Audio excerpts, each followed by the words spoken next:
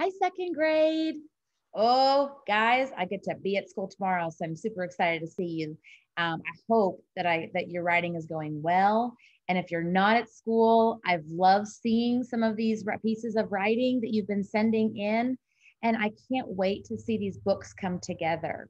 If you're at home and you want to share a video and read it to us and send it into your teacher, I can tell you right now that your teachers would be giddy with excitement to see a video of you reading your books about your famous American. It's really exciting to see the great things that you're doing. Before I get started, I want to just remind you about something new. I want to remind you of what we've been doing. So we've spent some time the last couple of days creating our introduction and our conclusion. Remember yesterday I said that we put our two pieces of bread and got them ready, and now we're going to put the meat in there, or peanut butter, or whatever it is in the middle. The middle is where all the information is going to come out. The beginning is where we hook our reader to make them want to read it. The ending is where we bring it all together with a bow. And the middle is where we add all of that information. So I'm getting ready to share my screen with you. And first thing I'm going to show you is my research sheet. And the reason I'm going to show you that is because it all goes back to our research. Historians and writers of nonfiction books always go back to their research to make sure that the information that they're putting in their book is true information that's put into their own words. So I'm going to show you, I'm going to share my screen, and I'm going to show you my research paper. Hopefully we see it okay. And I'm going to get a little bit bigger so I can zoom in a little bit. And hopefully my pencil markings aren't too hard to see. Let me zoom in. Look at how bright and bold that is. Okay, so I've already talked about in my introduction when he was born, where he was born, who he is. I've already talked about him being the first president and the father of our country, but truly there's not a whole lot more that I've talked about him. So I can do one of two things. One, I can put all of my information on one page and just have maybe it's fun facts where I'm putting all the information I need. The other option, if you have enough information, like look how beefy my childhood section is. And really, my education system's pretty big, or my education section is really big. And my fun facts isn't small either. So I could put it all on one page, but I'm afraid that it would be too much on that one page. And so I'd rather break it up into some smaller parts. So those are your two choices. If you have a few pieces of information that you want to share about your famous American, you can put it on one page, and your heading could be all about whoever you're talking about. Or your heading might even be who is. Mine would be who is George Washington if I was going to write about him on that one page. Or interesting facts about George Washington. Those might be some headings that I can put at the top of that page if I'm doing one page. And that's just fine if that's what you choose, or if your information isn't very beefy, that's all right. Because sometimes books are really thick and sometimes books are really thin. And some of the best books are the thin ones, right? Am I right? So Ms. Baker would love to write a short book. However, if I was to put all this information on one page, my readers would go, oh my goodness, I cannot read all of this. This is too much information. So instead, I'm going to create a couple pages. Now, I had to create my pages based on my information. Remember, good writers of nonfiction books go back to these facts, go back to their research. So I see I have a big section on childhood. I have a good sized section on education. And then I have a few little fun facts at the end. So I can see that I can really create 2 or 3 good sections of my book.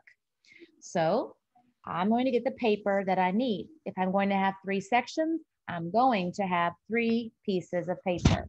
So I'm going to give my first one. And I can title it Childhood if I want. But I could also title it A Young George Washington or A Young George. Because when you're a child, you're young. Which one do you think would be more fun if you turn to? Which one would the reader say, oh, I want to read this? Probably the second one. Childhood would be fine, but A Young George might make their interest go, So that's what I'm going to title it. A young George. And that's my heading for my first section. And really, and I could do a little mark like that. And I could even say childhood. Or I could write it really light on the side and just to remind myself, hey, Ms. Baker, you're writing about his childhood. I noticed though that I could also be writing, my paper got a little, I scanned it in, got a little wonky donkey. I can also, oh, golly bum. I also had a lot in the education system or the education, I keep saying that, I'm so sorry guys, the education section and a lot of fun facts. Now, I might be able to include those and put those together. So because his education is there's a couple just different fun facts that kind of go together. And I think I might want to put those together. So I might say, I could say fun facts about George. I could say fascinating facts about George, or I could just say fascinating facts. What do you think? I kind of like the word fascinating. I bet you already knew that about Ms. Baker, didn't you? Fascinating. Now, you guys might have other words that you might want to use instead. Fascinating. There we go. Facts. Okay. So I now have two sections in between. Two pieces of meat and cheese, maybe. Maybe I have peanut butter and my jelly. But remember, the middle's where the meat is. The middle's where the details are. So again, I'm going to go back to, I have my headings, my papers are ready. I've planned a little bit, and now I'm going to go back here. He is the fourth child in his family. He lived in Mount Vernon. He liked fishing, swimming, and riding horses. He was a terrible speller. He was a good athlete. He liked to dance. He loved and was good in math. And I actually have that in a couple of different spots on my paper. And he looked up to his older brother. So now my challenge as a writer is to take that information and put it in my own words. I don't just want to copy it, right? Because then it's not really my book, it's somebody else's book, right? And we want to make sure that we're writing our own book. So I want to think about a creative way to write about his childhood. And what better way to start writing about his childhood than to ask a question, right? Questions always make us think. Plus, it's good practice, right? So I could say, really what I'm wondering is, what was the young George Washington like?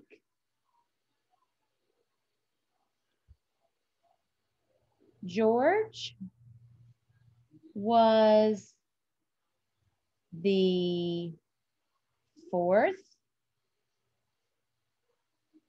child in his family. His older brother was someone, I'm writing off the page. There you go. Now you guys can see it. Was someone that he looked up to. George was an active child who, and I love to include some fun words, loved to swim. What else did he like to do? Do you remember what I said? Fish and ride horses. George was an active child who loved to swim, fish, comma, and ride horses. Remember when you were in first grade, you learned how to put commas in a series when you're listing some different things. If you have more than two things, you need to put a comma after them. So I did that. I said, George was an active child who loved to swim, comma, fish, comma, and ride horses. He loved math and was really good at it too.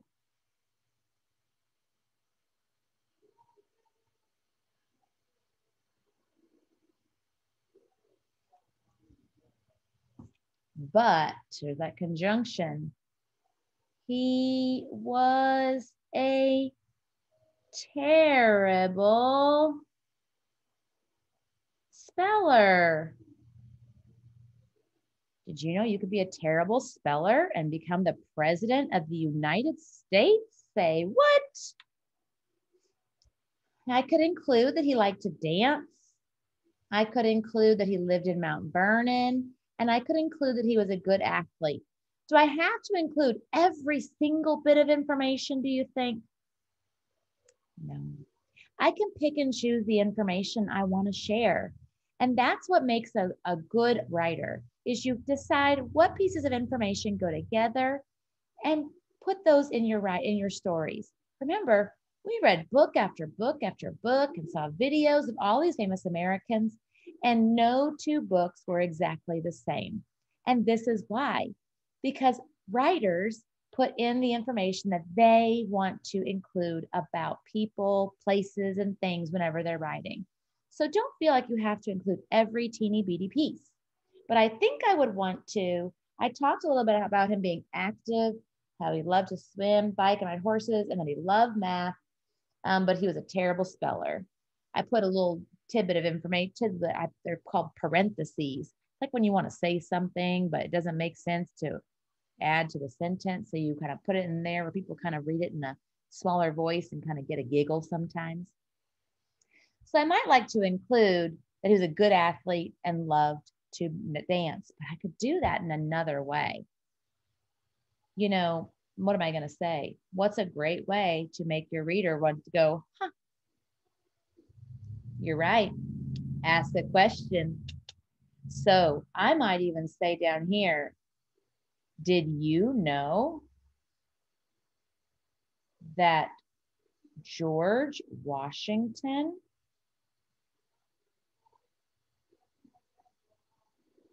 loved to dance?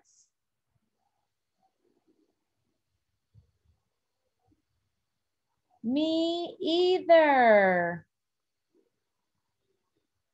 Isn't that interesting?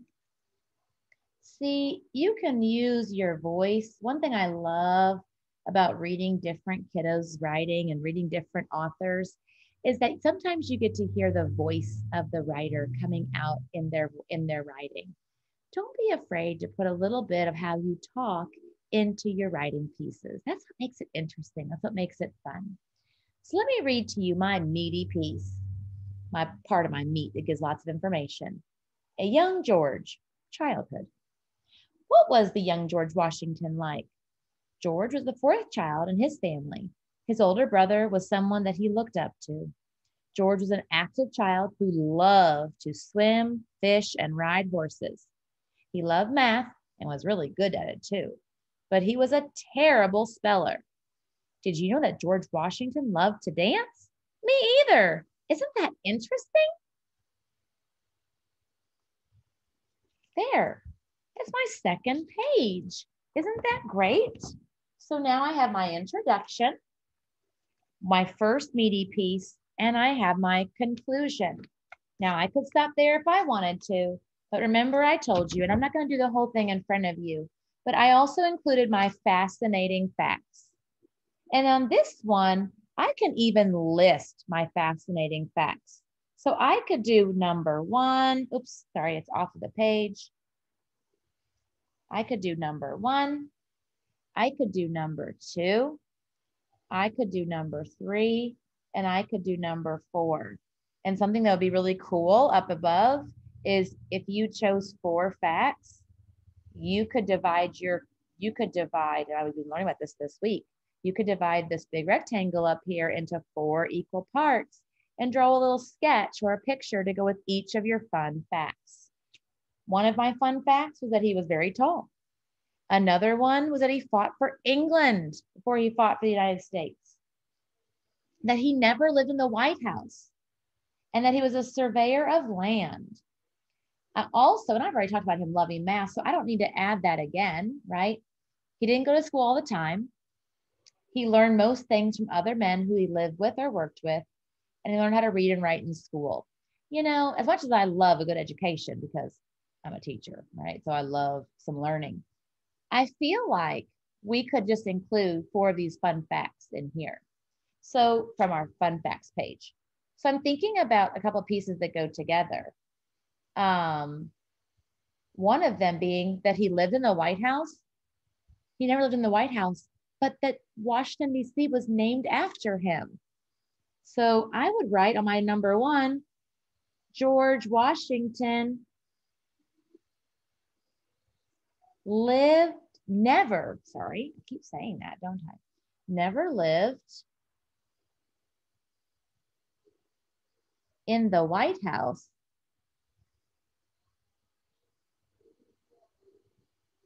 but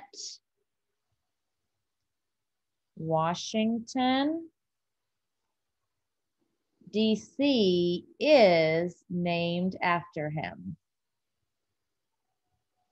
So even though he never lived in the White House, the place that the White House is still named after him. I could also include that he was a surveyor of land. He surveyed land. He saw how big it was and he measured it because he loved math. I could also say that he was very tall, but I kind of like the fact that he fought for England, even though he was the first president of the United States. So I might even write England here because I don't want to keep writing and take up your writing time, but I do need to give myself some reminders. So when I'm writing, I don't always get to go right back to my piece. So I can write little notes to myself or lightly write something to give myself a little visual or reminder when I do come back to it. Another way that you can do that is to sketch a picture up at the top for each one to remind you of what that is. In first grade, a lot of times you would sketch before you wrote, and you can still do that in second grade too. Friends, I'm going to send you off for now. You don't need to hear any more from me. You need to get writing.